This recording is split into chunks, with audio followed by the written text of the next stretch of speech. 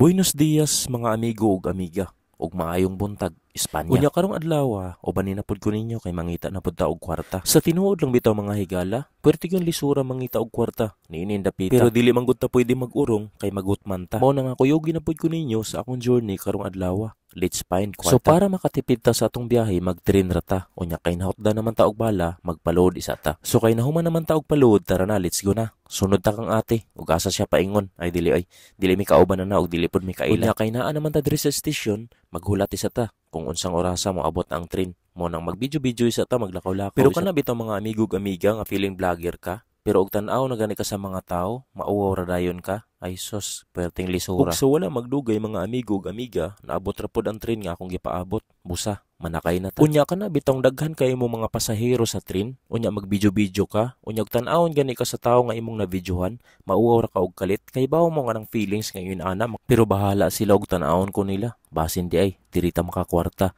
Ug dili ang pagpangita nato og trabaho din hindapita. Kay pertig yung lisura, ilabi na.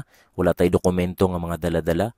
Sos, pero sa tinuod ng mga amigo ug amiga no, perting kusuga sa dagan sa tren. Maong dali ra pod kayo kung naabot sa akong destinasyon. Mo nang magsugod na ta, ug lakaw-lakaw, ug pangitaon na nato ang mga grasya nga giandam sa Ginoo para sa tuwa. Adios amigo ug mga amiga. Abangi ang sunod natong mga upload pa.